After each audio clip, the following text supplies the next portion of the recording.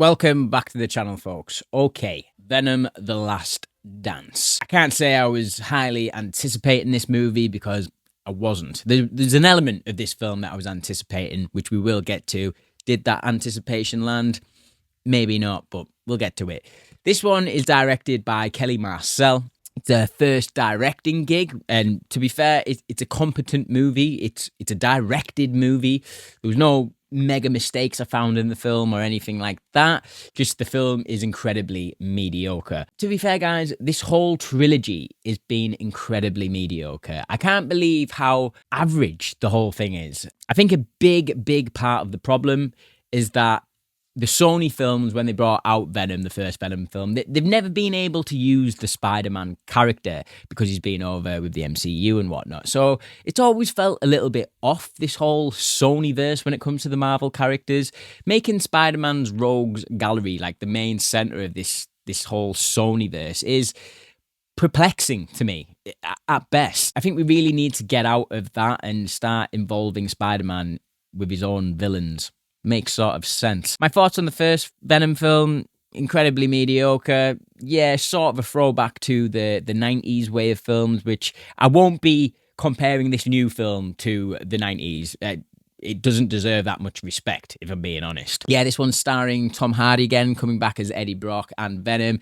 Like, if we're getting into my positive straight away, that Tom Hardy is a positive. Now, while I don't see this Eddie Brock as being like the comic book accurate version, just because I haven't seen him cross paths with Spider-Man, there's something disconnecting in my brain when it comes to that. But yeah, Tom Hardy and Venom's sort of relationship over the course of the three films has grown, and now the relationship, it's at its peak. I am invested in these two and their love for each other, which, to be fair, it is quite sweet, their relationship. I will give the movie some props. There's certain scenes involving Eddie Brock and Venom that almost made me shed a little bit of a tear, but not that much of a tear.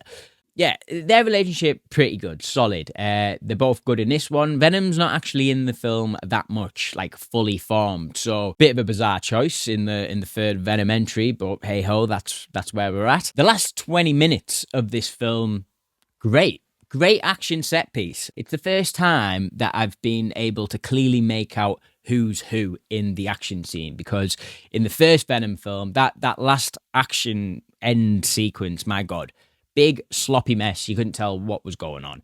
Just not for me at all. Then Let There Be Carnage, better, but the whole thing was just like a giant camp fest that was not really for me. You get someone like Woody Harrelson in to play Carnage, Cletus Cassidy, and does fucking a terrible job in that film. Let There Be Carnage is some hefty god awfulness. Probably maybe the worst one out of the trilogy, but in fairness, guys, you could swap these all about and they'd be exactly the same for me. I think they're all 2.5 stars out of 5, to be fair. Mediocre at best. We've got Rhys Ifans in this film, who is not playing Dr. Connors from The Amazing Spider-Man. Don't be getting your hopes up there. From the trailers, I thought Rhys Ifans was going to be a problem, like this hippie family that Eddie Brock ends up traveling to Vegas with. I thought they were just going to be there for cheap gags, and while there is some cheap gags, they're quite like the heart of the film almost. There was a couple of scenes in the film that I'm like, oh, I actually feel something there. Chiwetel Ejiofor plays Rex Strickland in the film. He's solid, but you know, Chiwetel Ejiofor, when's he ever not putting in 100%, no matter how bad the movie is? And that it's exactly the same here. He's putting in 100%. We've got Juno Temple in the film. Highly recommend Killer Joe if you haven't seen that film with her in it.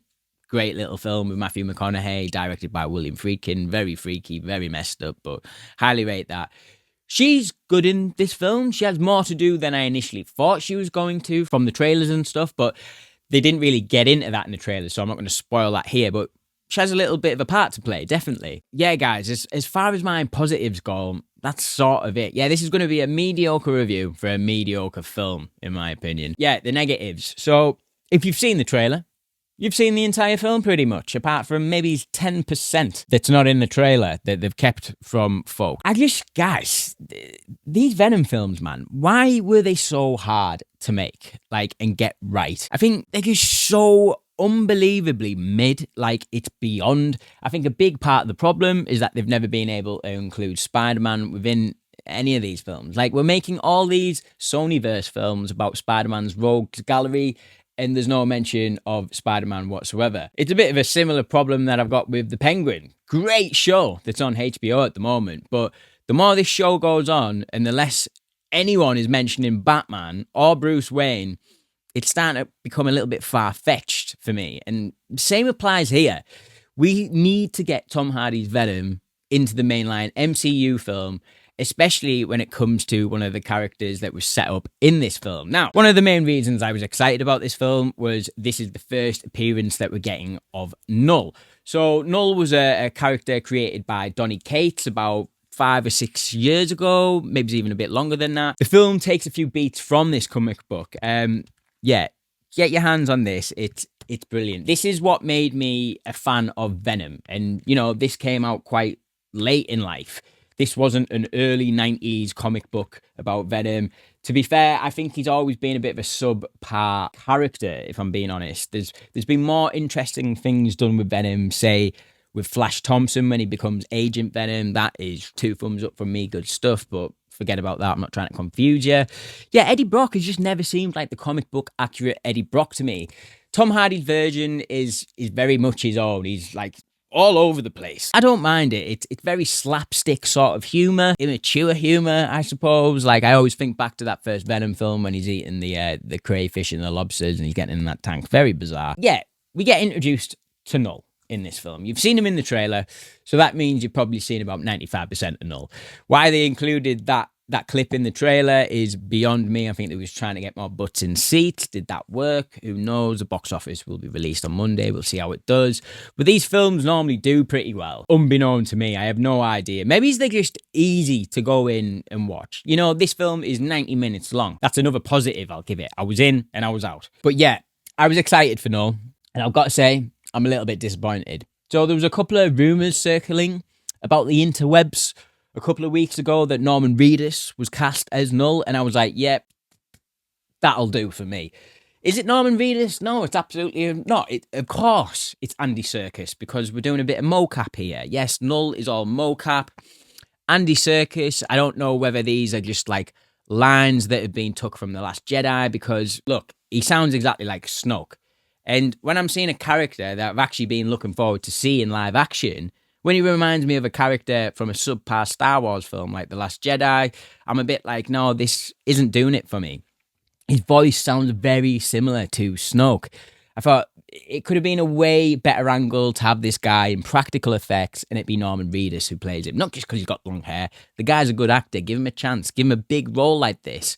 Andy Serkis, I'm sorry. I love you. You're great as Alfred. That 2 thumbs up from me on that one. But the mocap stuff, man, is as good as you are at it. I need a break. Surely you need a break from it, man. Guys, this was a bad film. It was a competent film, just incredibly mid. For a trilogy based on a pretty popular character in the zeitgeist, you know, Venom is recognizable on many fronts. When I was a little child, I would have Spider-Man figures and I would have Venom figures. Like, he was just a cool character to me back then. What am I even rating this film? 2 stars out of 5. Like, it's just incredibly mid. Mediocre, not taking any swings. I think the biggest travesty of the whole thing is if you've seen the trailer, you've seen this film. You've seen this film. Not a film that I'm going to recommend you go and see. Absolutely not. 2 stars out of 5. Yeah, sorry about this review. It's been a bit slapdash. I didn't have a script. I was not writing a script for this review, for this one. No, I'm just giving you my quick out-of-theatre reaction. And this is it. Until next time, guys. Bye-bye.